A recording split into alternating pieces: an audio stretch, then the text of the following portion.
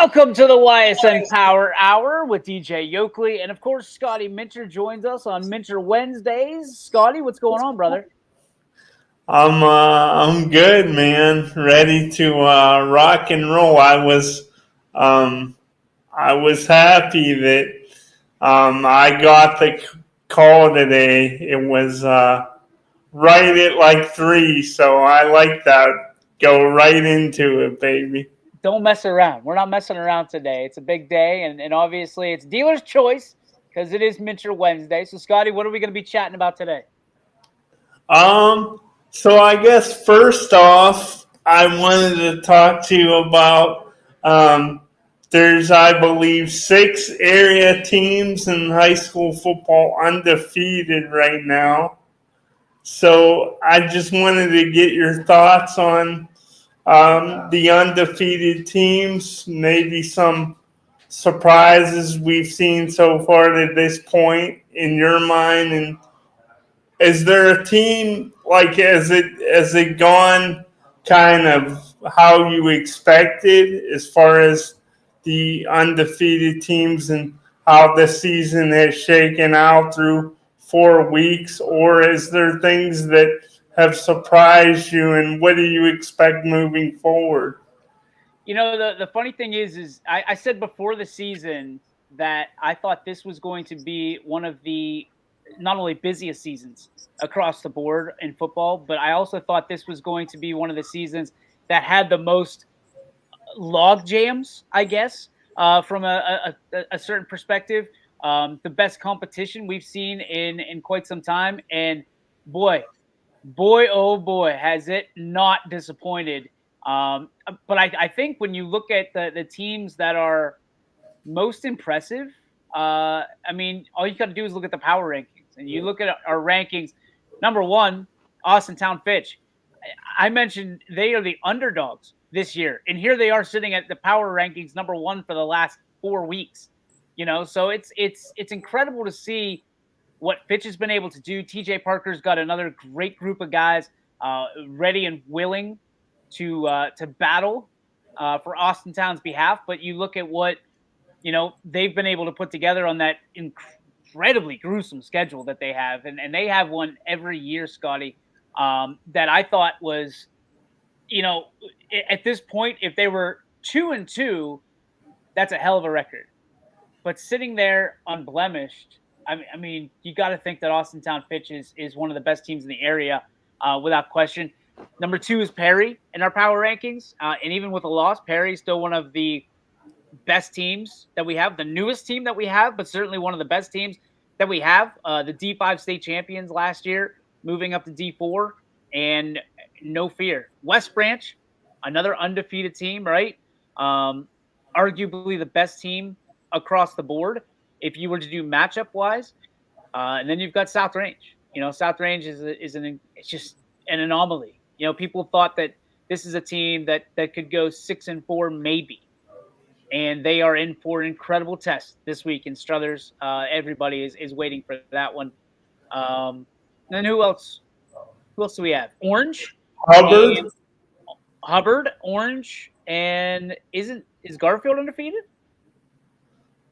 I think I'm not entirely. No, I think they have one loss. Wyndham's undefeated. Wyndham's undefeated, right? The Bombers. Yeah, Wyndham's undefeated. So yeah, I mean, you got some great teams on the network. Wyndham, I think, surprises everybody. But if you know what Jake I's been putting in, and obviously if you've ever seen Jack I play, it shouldn't be a surprise to anybody because they're just – I mean, everybody's thinking, hey, the Bombers are coming out of nowhere, out of Wyndham. No, this has been a long time coming. They put a lot of work into this, and obviously it's a huge opportunity for Wyndham. They've got some tough games coming up on their schedule, Scotty, but at the end of the day, I think that they got the chops to handle it. Well, isn't it too, DJ? You could correct me if I'm wrong, but didn't Wyndham have, I think it was last year, they had quite a few key guys go down to injury, so wasn't it this year was a big thing for them was going to be just getting healthy, and so far so good for them.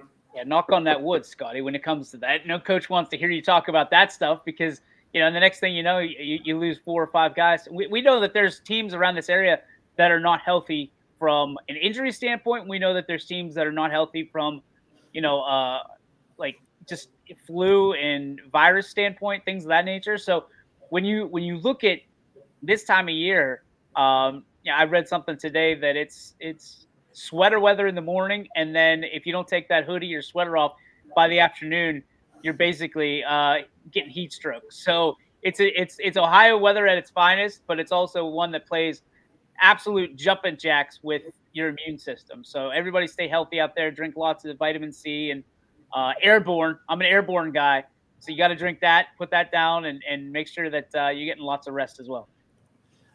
I wanted to ask you too about the first team you brought up, Fitch. You were the first one really on them before the season. I saw you on WFNJ the pregame before the season, and you said you thought they were gonna be the surprise as much as they could be. You mentioned them being undefeated though with that gauntlet of a schedule. Is it something that you thought they were going to be good, so you were on board, but did you even expect this good of a start for Fitch where they would be unblemished at this point? I'd be lying to you if I said that I'd expect them to be undefeated at this point. And I think that there's a lot of people in the community that are eyebrow raised at this juncture. But again, you look at what TJ Parker builds, and he's got guys that don't question what the coaches ask them to do. And that's what a leader does: is builds that rapport, builds that assurance in his troops, and they go out there and they play for their community, they play for their school, they play for each other, they play for the coaches. I mean, it's all gears are turning in Austin Town right now, and I couldn't be happier for Fitch and for TJ Parker, and for them to prove me right in that aspect. I'm so grateful because, like I said yesterday, I don't know, I guess I said on Friday in the scoreboard show, it's so crappy to see teams get disrespected in this area, but it's so incredibly satisfying to see them do well. It's so incredibly satisfying to see them do well because, Fitch gets a lot of hubbub because they do what they're supposed to do. They support their kids. They support their program. They support all across the board. And they take shots for that. And they shouldn't because they do it the right way. They're not talking smack on anybody else. They're doing what they're supposed to do. And they're doing it with social media. They're doing it with, recruiting their hallways. They're doing it against all odds, seemingly. So kudos to again, Coach Parker, Austin Town Fitch. Coach Parker, a good friend that I consider a good friend of mine. And, I'm so happy for him to be able to start 4-0. But he knows that they're not even halfway through yet. This is week 5, and their goal is week 16. So, he'll tell you how they're feeling about 3 weeks through. Yeah, it's a long way to go.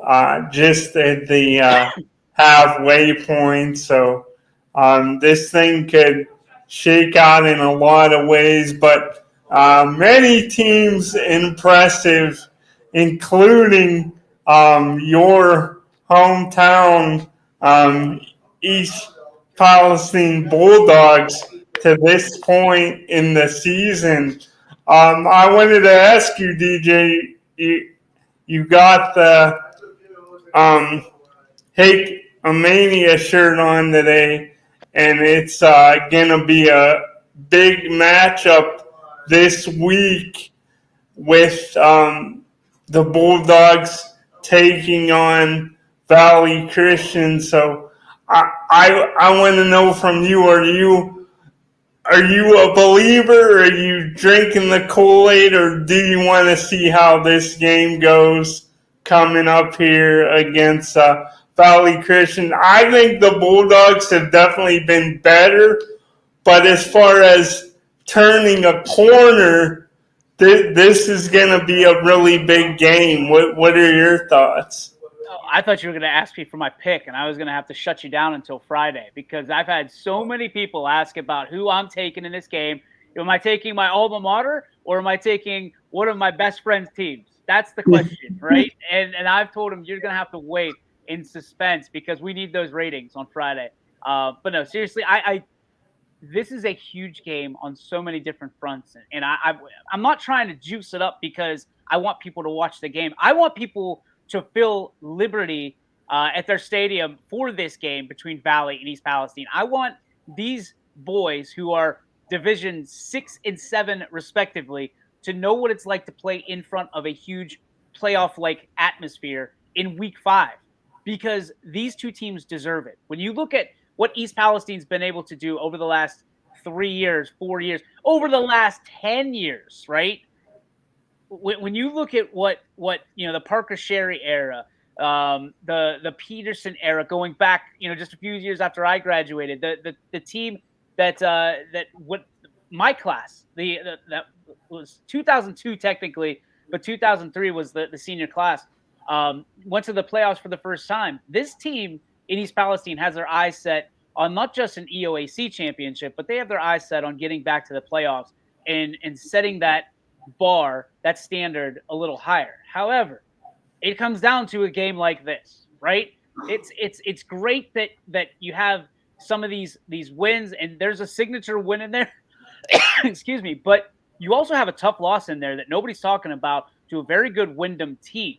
So my question is this a scheduling kind of snafu? Is this a scheduling opportunity? Is this, I mean, there's so many ways that you can spin this, Scotty, but what I choose is this is a scheduling opportunity for East Palestine that if they get past Valley Christian on Friday, there are going to be a lot of people that sit there and go, okay, we can talk about more than just trains and choo-choos in East Palestine. We can talk about the real deal East Palestine that is really trying to make that comeback because we hear these dogs are different and they're built different and they're trying to get back to the playoff years.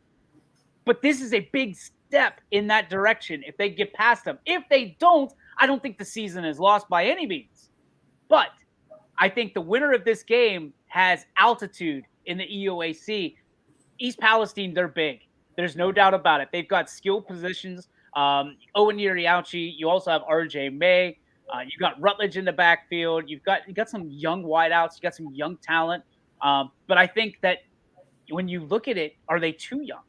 And Valley had the problem where they only had 2 seniors last year. Are they too experienced? Are they looking past East Palestine to teams like United and Southern? And we saw what they did on Saturday against Letonia. They put up 46 points pretty handily and pretty easily. And the fact that it was 4th and 29 and Jay-Sean Lindsay ran for 65 yards to the end zone. I mean, Palestine has to pick their poison. And I'm really interested. I've said this before. Who they're going to pick. Do you put all eyes and you put you jam the box and have Jay-Sean Lindsay, try to take him out, or do you try to isolate number 4, which is Dion Miller, the quarterback? Dude, it is going to be a great game. I wish we could talk about it more. I really do, because for 2 small schools, it doesn't get much bigger than this.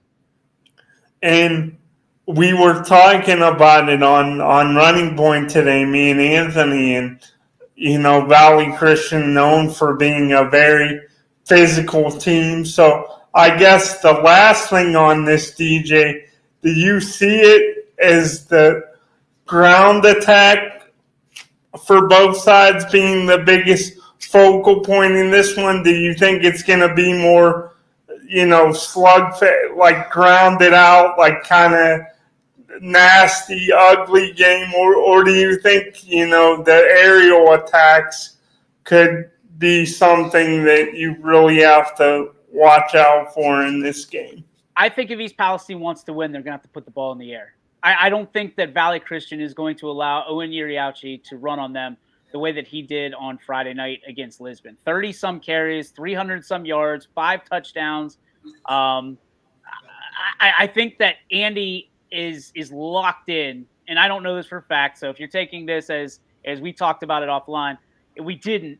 I'm just guessing. I know Andy well enough to know that he's gearing up for the guy that's the headliner. He's gearing up. He's been in enough big games to know that if you isolate their best players and try to control them and take them out of the game and spread the wealth, then they play into your hands. So the question is, though, I mean, nobody's really made Owen Iriauchi throw the ball yet. You know, the only time we've had to see it is against Wyndham, and they did what they had to do. They kept 6 in check. So I'm really interested to see, but I also we haven't seen Dion Miller really tested it through the air as well. So if these Palestine Bulldogs shut down, excuse me, if they shut down Jay Sean Lindsay, what's Dion Miller going to do? I mean, they've got some talented skill players out at the slots and wide as well, but you know, East Palestine really hasn't been tested through the air either from a standpoint defensively. So I think that this is going to be, you know, a knockdown slobber knocker. Now, both teams could be incredibly stubborn, Scotty. We've seen this at all levels where they just say, hey, we're willing to go 3 and out, but you're going to go 3 and out too. And the game's over in an hour and it's a 6-0 or a 3-0 ball game. If it comes down to that, I honestly advantage East Palestine because it comes down to discipline. You know, in a game like that, it comes down to no penalties. And we've seen some absolutely killer and crucial penalties that Valley Christian has committed throughout the season already and throughout the tenure here on YSN. You know, and Andy will tell you, they're fully capable of shooting themselves in the foot. But in a game like this, that could be potentially the EOAC championship game, if we look at it 5 weeks from now, can Valley rise above that? Can they rise above that? Is there going to be somebody on East Palestine that can step up outside of Owen Iriauchi? That's the big question. And I think both sides are ready for it. I think both sides are preparing for it. But when you look at it, who's going to execute on Friday night under the bright lights? Yeah, it's definitely gonna be one that definitely is a big one. I'll definitely have my eye on, as well as, you know, so many of the games, you know, running the scoreboard. I wanted to because we talked about South Range and in Struthers a little bit earlier, and that's gonna be a big one. But is your gut feeling right now? I get the impression that you think Valley Christian EP, that when it comes down to it, you think it will live up to the hype. You have some questions about EP, but you think they can hang. Do you think that Struthers, coming off of a close call and not a great first half against Girard, do you think this one's going to live up to the billing? Because it seems that every time that people think this is the team that's going to give South Range everything they want and more, South Range is always there and kind of flexes their muscles. So what do you think about this one? I mean, that's a great point, Scotty. When you look at what this business that has occurred over the last few years with Struthers and South Range, it doesn't matter what South Range puts out there. It doesn't matter what Struthers puts out there. Seemingly, Struthers always has great matchups against South Range. You go back to 2022 when Struthers played the South Range Raiders closer than anybody did throughout the entire year in 2022, playoffs included. So what does that say about a team that nobody really thought about Struthers being a powerhouse in 2022, and they almost knocked off the perennial or the potential, they're ongoing state champions in 2022. So, and then there's last year, which came down to the final drive, and South Range had to drive the field, and Aiden Dominguez ends up punching it in the end zone to send South Range onto another great season. And you know, Struthers knows that story all too well. Is this the charm? Is the third year, the charm? And that's what a lot of people are asking right now. And there's a lot of stuff that's happening off the field, and you know, injuries. And we talked about, you know, some of the injuries that have occurred around the area. Well, Struthers looks like they're dealing with a big one, and nobody knows the outcome of that injury, how long, the extent of that injury, but they know that there's always a potential that there's smoke signals being thrown up. And not that we want to ever put a situation where we're faking or anything like that, because as what I saw, that injury is real as real gets. But to shortchange somebody's heart to say, "Hey, I don't care. This is my senior season. I'm going to play, or we're going to play," or even shortchange a backup, the next man up mentality. And remember, Scotty, there's not a whole lot of tape on the backup for Struthers in the quarterback area. So the question is going to become who executes better. And I know that's a coaching philosophy. I know that's coach speak, and people are sitting there going, but at the end of the day, you have to kind of look at this and you have to evaluate it and say that until Struthers beats South Range still has the catbird seat. But until South Range really puffs his chest out and says, "Listen, Struthers, we're going to set you back a little bit," this is going to be a game. This is going to be a game. The size for Struthers is incredible. I heard last night 6'4", 6'4", 6'4", 6'4", 5'11". That's their line. Can you imagine? Just for a minute, close your eyes and imagine if South Range had 6'4", 6'4", 6'4", 6'4", 5'11" across their front line, and how they run for 900 yards a game. But they always find a way to make it work. And that's because it's a testament to the hard work that they put in, not only on the field, during practice, in the weight room, in the film room, all of that stuff that puts together that South Range, they just educate a little bit more, I think, than everybody else. And, when you look at what South Range does, the difference is that you've got 11 kids on both sides of the ball that can probably call out whatever formation they want to. And they can mix and match throughout the entire game to make sure that they're locked in, because they're that athletic and they're that smart. They're that educated about the defense and the offense that they run. And I think that's what sets them apart. And I'm really, really looking forward to call this one, because we're the only place you can watch it unless you're at the stadium. Rominger Stadium is going to be rocking without a shadow of a doubt on Friday night. Struthers always brings a great crowd. They bring a raucous crowd. I think this is choke on my spit. I'm sorry. I think this is going to be a great game, and I can't wait to call it. It's do you think, from Struthers' perspective, do you think it's one of those things where we know they could run the ball well? They had multiple rushers have really good seasons last year.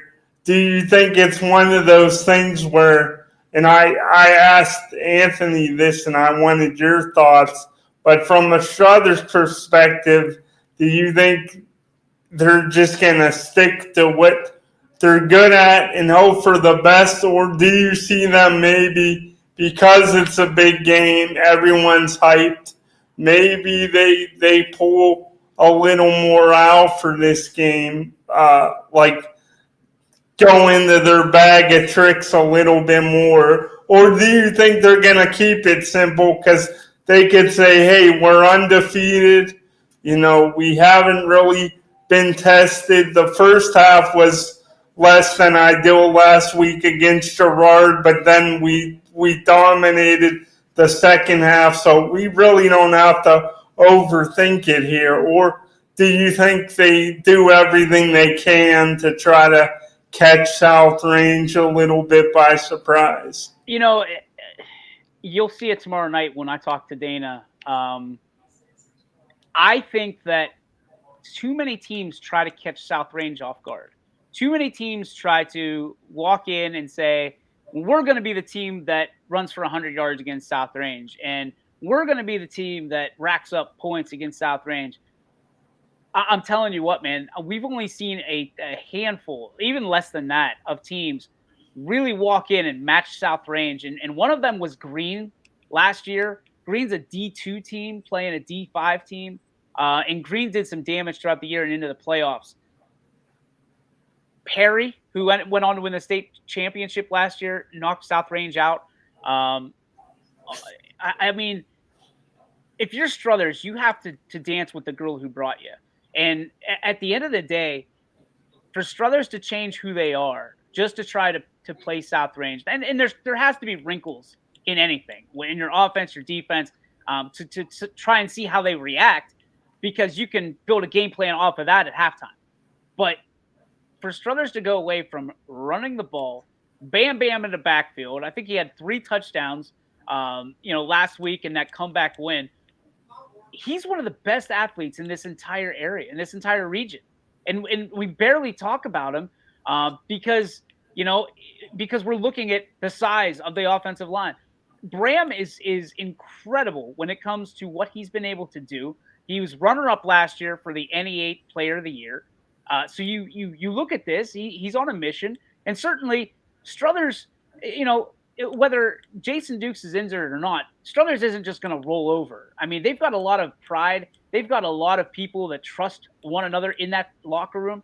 I don't think this is going to be a game that is over at halftime. I don't think this is a game that necessarily goes to the mercy clock. I just think if Struthers controls the time of possession, if Struthers controls the running game, if these big guys that we've been talking about for the last 5 weeks are able to do what the big guys should be able to do and move mountains and move the defensive line for South Range, then Struthers has a fighter's chance. And if they don't, and if they've got to pass the ball a lot, it could be South Range, with the running clock at some point during this game. So you even though you think this is gonna be a dandy of a game, you do see a world where South Range, once again, everyone thinks this might be where they trip up, but they kind of show the world again that they're the cream of the crop. Buddy, this is Struthers' world right now, and we're just living in it, because Struthers actually has the advantage coming into this game. And what I mean by the advantage isn't necessarily the advantage to win, but it's the advantage to catch South Range off guard, because you don't know what the game plan is. If Jason Dukes is in, it's a more familiar look for South Range. Okay, we know he's an athletic quarterback. We know he can sling it. We know he can run it. We know he can do a lot of things. Bram, obviously, the leading rusher for Struthers. But now you've got a different quarterback in. You've got, Struthers, my point is this, okay, because I know I'm dancing around it. My point is this. Struthers doesn't have to win big, and they don't have to win pretty. They just have to win. And that's all the difference. Don't try to outsmart anybody. Don't try to outcoach anybody. Just go in and play your game, and you've got a chance. And give your belief. Pull every piece of bulletin board material you possibly can, hang it in the locker room, and don't let those guys look anywhere else and say, look, South Range has won the league every single year since they've been there. Nobody believes in you. You're the underdogs. And see how it rolls. And again, if they hold the ball for, 30 minutes, they've got the advantage. You just have to you're not going to splash play South Range.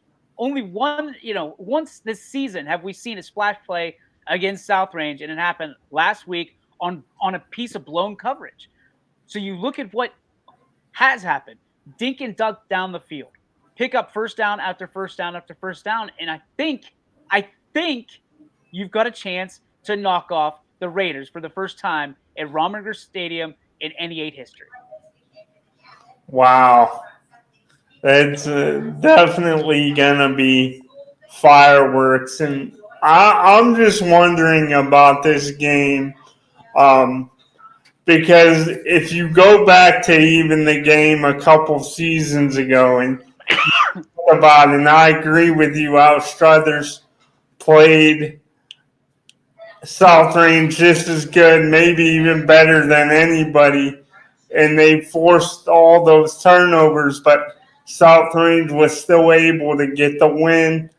At that time, I thought that, maybe South Range going into this game, they were not 100% totally locked in. It's hard to be 100% locked in every single game. But this game, everyone talking about it this week, I do think the Raiders are going to be locked in. But you throw an interesting element in there, DJ, with Struthers, with their uncertainty, with an injury here. So that's something that I haven't thought about much.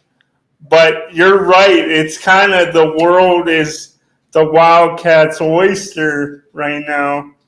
Yeah, I mean, you have more wrinkles that you can put on paper than South Range does. Everybody knows what South Range brings to the table. Now, I will tell you this, that they've only opened up maybe a quarter of their playbook in the first 4 weeks of the season. So South Range does have an advantage there. But Struthers has the advantage, and you don't know what to expect. I mean, you are flying blind if you are the South Range defensive coordinator, Nico, and if you're Coach Rock, because you're just kind of looking and seeing what he's doing and pulling whatever clips you can from last week's game to see, what Struthers looks like with a different QB system in there. And, you look at Mike Swinehart, what he's bringing right now is he says everyone's looking at South Range and Struthers, but Hubbard and Poland flying under the radar and could be the best game of the NE8 this weekend. We look at Poland coming off that tough loss to Canfield, one that hurts the rest of the season. So are they the kind of crew that bounce back from this because of their resiliency, or are they, tucking their tail between their legs? You're going to find a lot out about Poland this week against Hubbard, because we've talked about Hubbard, Scotty. Hubbard is the guy and that's sitting in the bar during a bar fight, watching everybody to whoop each other's ass, and then ends up picking his side and just starts winning the fight. That's all he needs to do. So Hubbard's the cool guy with shades on, and the tough dude in the schoolyard. So a lot of this, I think, relies on Poland. I don't want to take anything away from Hubbard at all, because they're undefeated. Let's not forget they're undefeated. However, Poland, it just depends on what Poland brings to the table. Are they going to be that aggressive team that we saw for 3 weeks that has swagger to them? That's kind of like the who's the fighter, the UFC who used to go, Conor McGregor.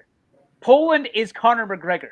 So much swagger, going into fights, and then they answer the bell. Will they answer the bell here? It's tougher to do, because we talked a lot about it last week, Scotty.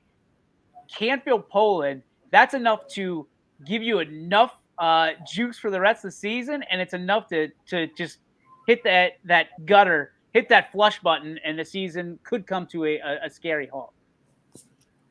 Yeah, this is one I'm really excited for. We were talking about Hubbard and Poland a little bit on Running Point today, and I kind of feel like, you look at Hubbard so far this season.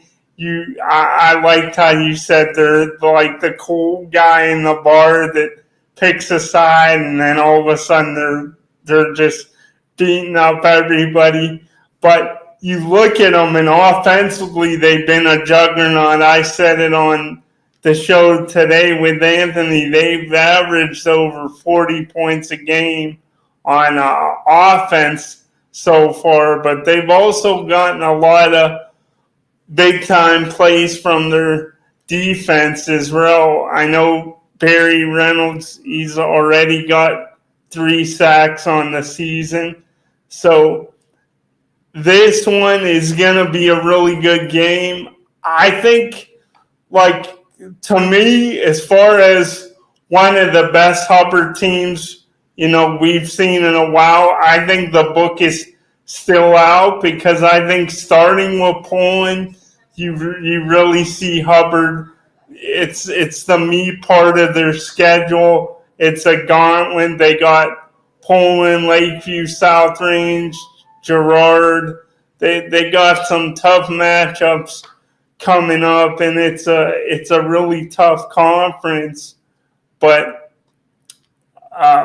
do you think that it's one of those things in this game, DJ, that because Poland has that loss and they're a bit of a wounded animal, and Hubbard has just coasted to this point? Do you think Poland maybe could use that to their advantage?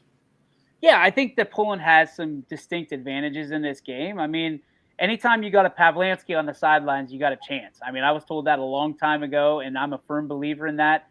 But the athleticism of Poland is something that people continue to take for granted and continue to kind of look over. To be quite honest with you, so that's why it's so interesting to me because you look at what Poland brings to the table.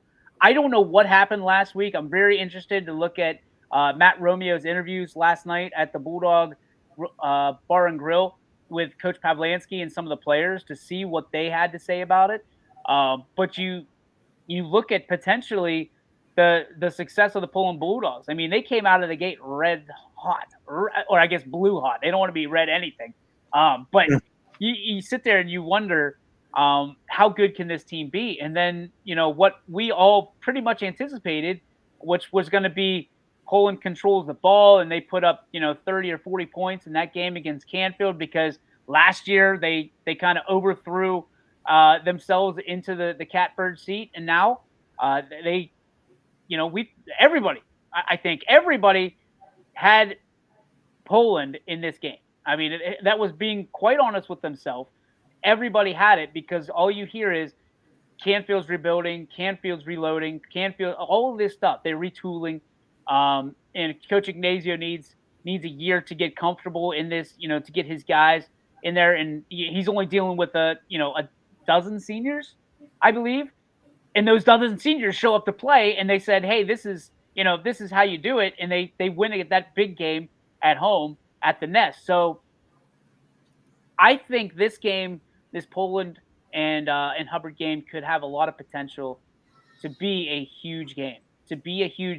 But it could have been much bigger if Poland would have won last week. I'll just be honest with you. It could have been. You could have had 4-0, 4-0 in South Range, 4-0, 4-0 with Poland and Hubbard. But instead, you got It sounds bad to say, but you got 3-1 versus 4-0. It just doesn't have the billing. Doesn't quite have the same ring to it as two 4-0 teams going at it. And Hubbard knows what they're doing. Come on, like we all know that Hubbard is always that team that they get better as the season goes along. And the fact that they're undefeated right now scares a lot of teams. It scares a lot of teams. There's a lot of coaches wondering how good this Eagle team could be down the stretch, knowing that they're 4-0 right now. Are we talking about an 8-0, 9-0 Hubbard team heading into Week 10? Is that potentially what we're looking at? Because, I mean, Scotty, let's be honest. We talk about the NEA probably more than any conference because it is the premier football conference here in Northeast Ohio, at least in my opinion. But we've also talked about the MVAC being a lot better. EOAC looks a lot better this year as well. But the NEA, I mean, that's where the Kings are crowned. So, what are your thoughts right now? Are you do you think Hubbard, obviously they're good, but do you think they're either level good where you could really see them at some point down the line in a couple weeks be talking about them and them being 8 or 9-0, or because they're getting into the meat of their schedule just right now? Are you more kind of they're good, but let's wait and see here as they have tougher opponents coming up? I mean, again, any given week in the NEA, right? That's why it's so hard to pick these games.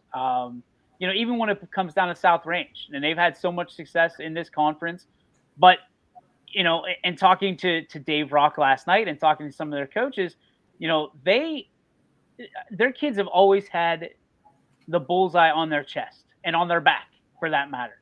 And I don't know if they would know what to do with it if they were chasing. You know what I mean? Like, some people are just better on top than they are, in the back seat. Some people are better in the driver's seat than they are in the back seat.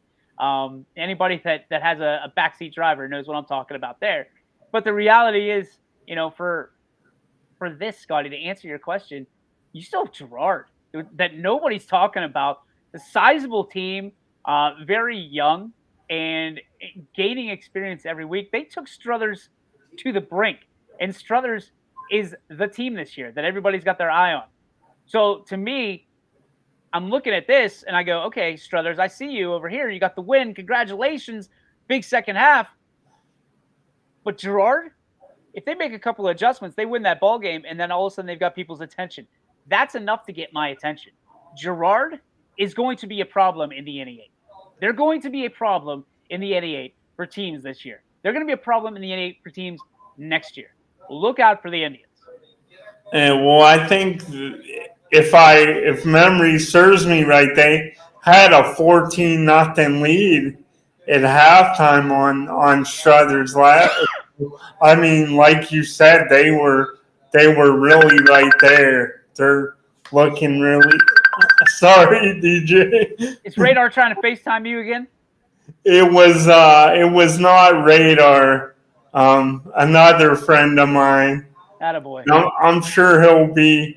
I'm surprised he hasn't commented yet. Au contraire, mon frere.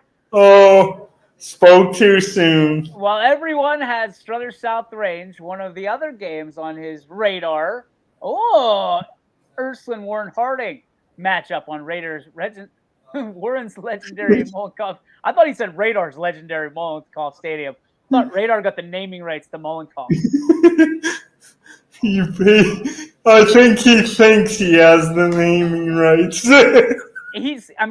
He's not wrong, Scotty. I mean, that's going to be a big game as well. And here's the trying part about it is that there's going to be a lot of media at that game, and there's so much media apparently, and to this point that we are not on the guest list.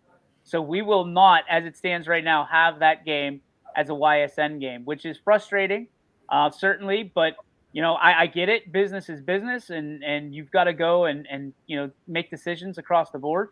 But obviously, in a scenario that we're not happy about it, we want to chase Ursuline, and we've been kind of boxed out a couple times now with the Ursuline Irish. But we wish both teams well, and certainly we're excited to see the outcome of this game. You want to answer that? You want to scare them? For sure.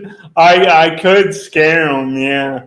Answer it. Be like, what do you want? I'm in the middle of a show right now. Who's your game of the week? Who do you have your eyes on? Because you got the scoreboard on Friday nights. Who's the teams or a team that you're really looking forward to seeing on Friday night on the Audible Call?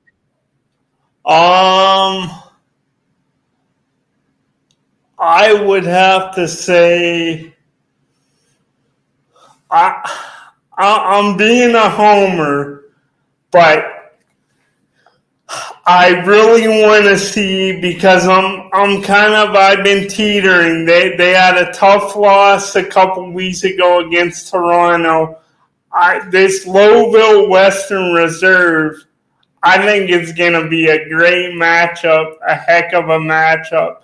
And I want to see if Lowville, I buy them as far as I think they're good. And they've established themselves. I think they've changed the culture there the last several years. But this is a game with all they've lost. I think the Blue Devils could really push them.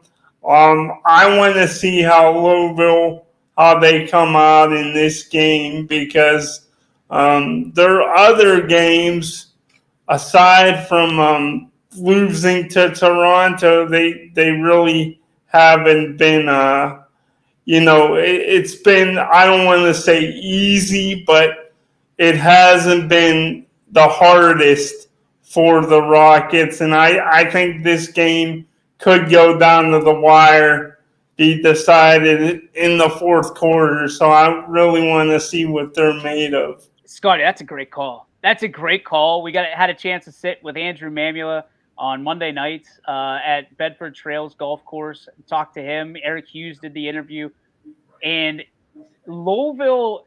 I mean, I feel like, and I think Eric had the same sentiment that every year we're anticipating Louisville to take a step back, and they just never do. You go through Vinny Ballone. Everybody thought, okay, well now Vinny's gone. They get Michael Ballone. He's not going to be Vinny. No, he didn't have to be Vinny because Michael was better, in a couple different ways than Vinny was, or just different. I don't know that he's better. He was different than Vinny Ballone was. And then I think, Wilrich is different than both Ballones were. I saw him throw a crossbody, throw a crossbody pass on Friday night that I just went, wow. And it had some zip on it. This kid's got an absolute cannon. So when you talk about Ricky Wilrich, you have to talk about his arm.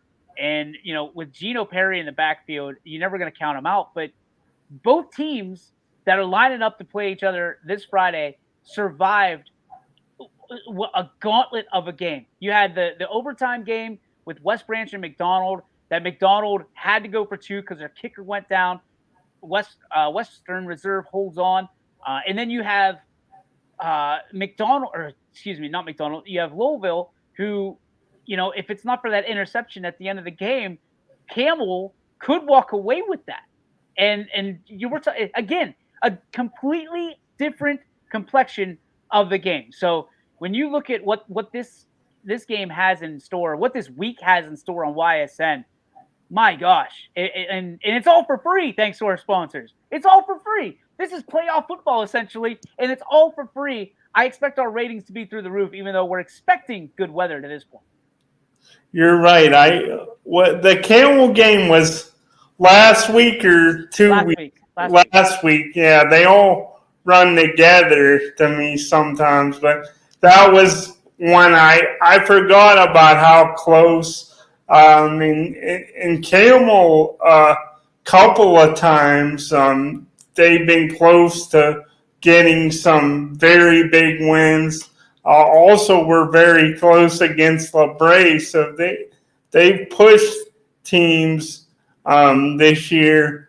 But do you think that's the biggest difference for Louisville in these last couple of years? Is the fact that, like, no matter who's been quarterback there, they've just gotten really good. Do you think it's just that simple, or do you think Andrew Mamula has brought something where, it's more layered than just good quarterback and equals good team? Yeah, I think Coach Mamula does a great job across the board. They have some great coaches over there at Louisville, and we've seen with Western Reserve, we've seen with West Branch, we've seen with South. I mean, South Range had a pretty good coach to begin with in Dan Yeagley, right? And then, but culture and coaching culture makes all the difference in places, because it would have been really easy for South Range to go a different direction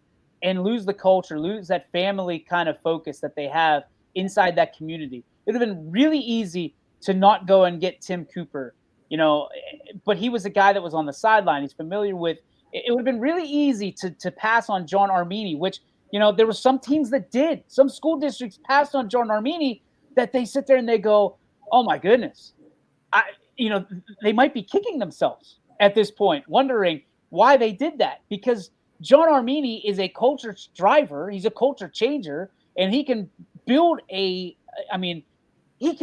program, but you have to give him the tools to do it. And I think Coach Mamula is exactly the same. He knows what he has. He's very intuitive on what he has coming up. And he understands that it's not a system. It's being able to capture the kids at their best, right? So not trying to fit, a round peg into a square hole, and vice versa.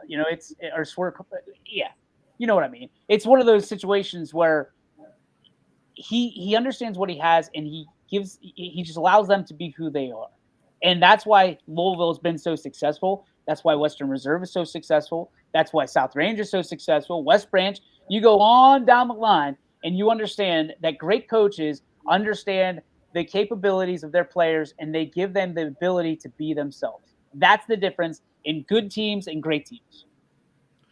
So you do think it's a case of not forcing your system on a player, but taking what the player's good at and kind of going around off of that. Yeah, I mean, Ricky Wilrich is not going to be Vinny Balone. He's not going to be Michael Balone, but he's going to be Ricky Wilrich. And that's okay because guess what? Ricky Wilrich is pretty good. So is Gino Perry. So is that offensive line. So is the defensive back. I mean, like just letting them be who they are is going to be good enough. So you're either going to win a game or you're going to excuse me, you're going to learn about yourself. One of the two, and either one's a good situation. One final thing I have for you on this: what do you think will be like? What do you think if Louisville? Let's just paint a picture. I don't want this to happen, obviously, but if they didn't win the game against Western Reserve, what do you think would be, what is Western Reserve best at in your mind? What's going to be the biggest challenge for Louisville? Well, Scotty, I think first off, you just ruined any chance of getting a Western Reserve hat or hoodie along the way by you saying that you don't want this to happen for Louisville. But so John Armini's probably sitting there taking notes on and getting ready to flatten your tires at some point this winter. But no, to answer your question, for Louisville, if they end up winning or losing this, I mean, they got to do one or the other, right? Win or lose, the season's not over, and again, the NBAC is drastically better this year. And kudos to every team in it because my goodness, is it a better league to watch? You look at, this is a very big game. A very, very big game for both teams, but it's not the end of the season, and there's a lot of competition out there on that schedule for both sides. To take kind of a page out of all these coaches, we're just going to take it game by game, play by play, until we reach the end of the season, until somebody tells us to stop. That's what you're going to see. That's what you're going to hear. But there's no doubt that both of these teams are gearing up for an absolute war this week against each other and feel pretty good on either side walking away from this win. I guess I have work to do. I gotta find some way to repair. Hey, as long as John Armini is not yelling at me and he's yelling at you, I'm fine with it. He can yell at you all day. All right, I'll just have to take the heat. I'll take the heat for that one. You know what though? I'll see him on Sunday. I'll see him on Sunday because our kids play in the same flag football league, and I'm sure I'll get all kinds of grief from Coach Armini because he got the best of us the first time. But we won't let that happen again. We will not throw in the towel next time. The Z-Man's going to be loose and ready to go.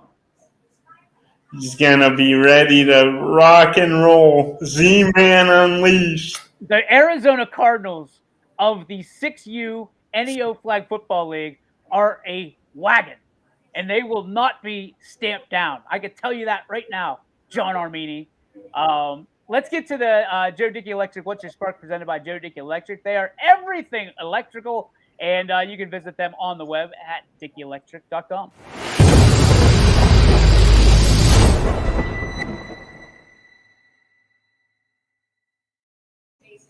All right, Scotty, what's your spark?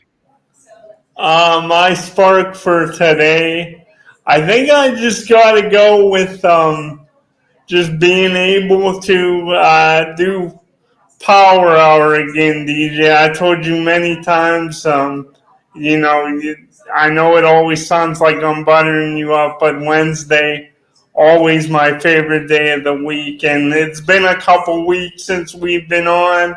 So just to be able to do it with you and feeling good today, my baseball team's in a good spot.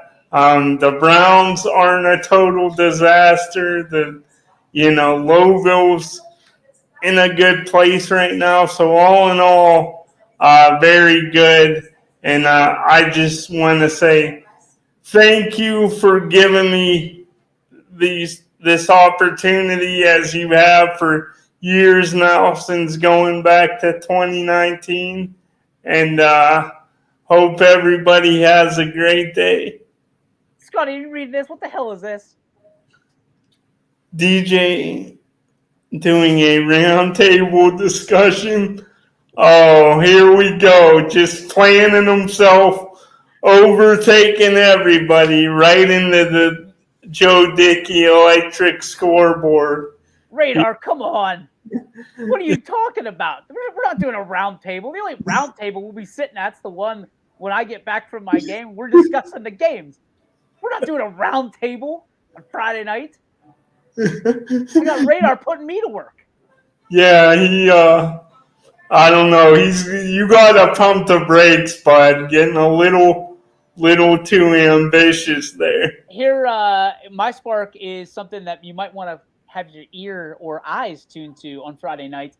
Donna Kelsey, the mother of Jason Kelsey and Travis Kelsey, a.k.a. Taylor Swift's boyfriend, will be in attendance at Orange High School in Pepper Pike. She is an alum. She's coming back to do some charity work and to do some meet and greet with all the folks there at Orange for charity. So if you are in the area of Pepper Pike, make sure that you are ready to go, because Mama Kelsey is going to be in the house, and hopefully, maybe we get a little conversation on YSN with Mama Kelsey. That would be awesome. That'd be absolutely enchanting, right? That would be man. What would your first question to Mama Kelsey be, Scotty? I guess I would ask her. I don't know. I guess I would ask her if she has a favorite. Ooh, that's a big one. That's a bombshell one. It is a big one. I would ask her if she's ever had to tell off Taylor Swift and how it went. Oh, that's a really good one too. And then, secondly, do you think if things go south, will Taylor Swift use you as a lyric in her next hit? Yeah, I think she's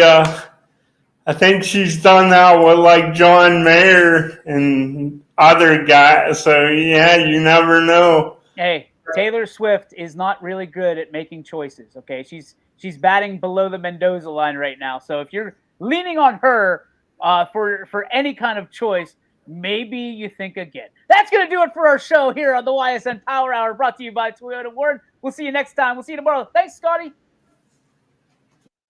YSN thanks you for watching this presentation of